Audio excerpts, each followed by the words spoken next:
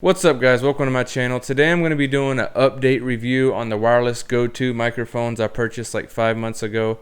I did do a video about a month of owning these. The video will be linked up top if you want to check that out. Everything I say in that video still holds true, but there's one major thing that you got to know before purchasing these microphones if you haven't already. If you haven't purchased these yet, you might want to watch to the end of this video before you make that decision. And if you do own these and you're trying to figure out how the heck do I fix this problem, this would be how you fix it. This would be how you recover what I know you want to recover. So make sure you stick around for this video, and this will be my update review. They're not perfect, I have to say that now. Back when I first bought them and I used them for a few shows, I thought they were perfect, but after using them for 5 months now, I've literally been on a bunch of shoots. I mean a bunch, and this is what I've been using for my audio. There is a few things that you need to know about these wireless Go-To microphones. Okay, so as you see, this video really isn't that long, and it's because there's only a couple things that I have to mention in this video. It's really gonna save you guys, it's really gonna help you out. The first thing, and this is the main reason why I'm even making this video, is whenever you're recording with these lav microphones, and say you hear something in the recording, something happens, and you automatically get that, oh, it's recording in the microphone, I don't have to worry about it, I know that's clean, perfect audio, nothing to worry about. There is something to worry about, because I thought that way. I had a shoot on Saturday with Lavelle Crawford, huge comedian, awesome dude. We had a shoot with him on Saturday, and his audio kept messing up. It literally kept messing up, but I had that thought, oh, nothing to worry about. I know that I have clean, perfect audio in the labs, so I'm good to go. I seen that it said record on my little screen, but with that, when I got back to my house to export all that footage, his audio was only messing up for the first hour of the show that we shot.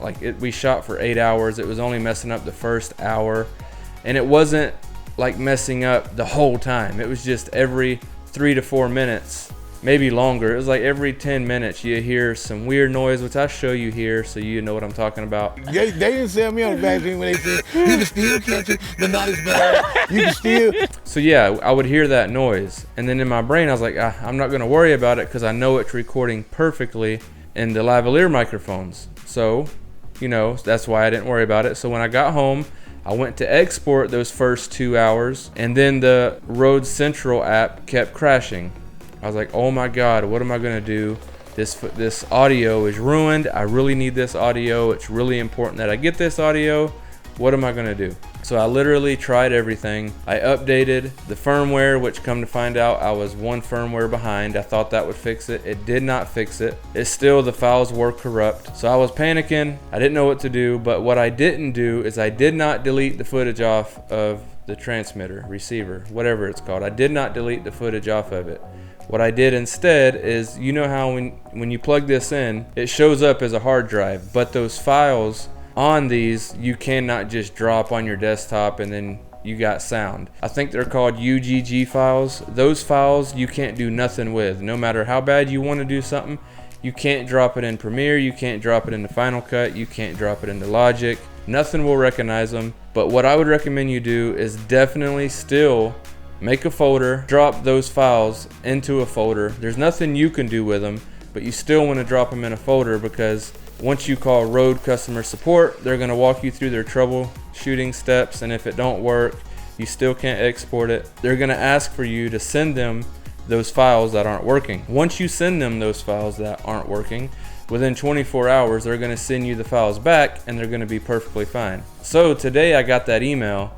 I downloaded the files and it was perfectly fine. What they recommended me do after that is do a factory reset on my wireless Go-To. On everything, do a factory reset, and then it should not happen anymore. But it's good to know if it does happen, I still have those UGG files, or whatever they are. They're right here, I'm sure you can see them. As long as you have those files, they are recoverable, so don't panic if you do get corrupt files. Another thing you can do, instead of, you know, calling Rode, and if you don't mind missing a few seconds of that, you can export. Usually it will export all the way up to the corrupt spot. In my case, I think it was 9 minutes and 43 seconds or something. So it exported up to 9 minutes and 43 seconds. And then what you want to do after that is you want to drag your playhead all the way to 9 minutes and 53 seconds and then export.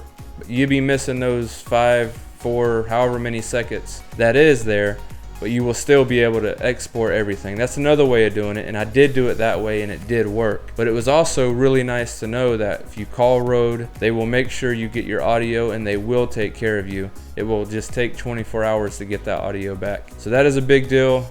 Rode customer service is like five star out of 5. I mean, I would highly recommend getting these still, just because I know as long as these are recording, if a file you feel is corrupt, it really is not corrupt. They can recover it.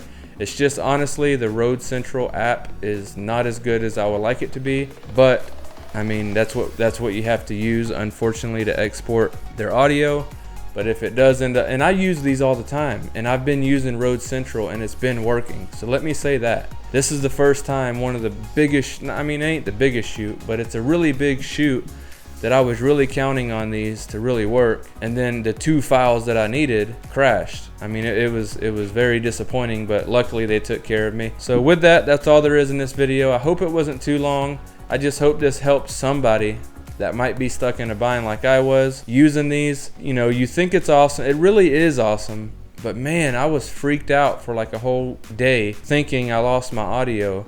I mean, yes, I had the audio from the camera and it would have worked. I would have just had to deal with that, whatever noise that was. I would have had to cut around it, but now I don't have to cut around it. So it's pretty awesome. I hope you enjoyed this video. I hope it helped you out. Make sure you hit the like button, the subscribe button, and the bell notification if you're into these videos. And if you want to purchase some of these, the link will be down in the description if they have some on Amazon. And with that, have a good day.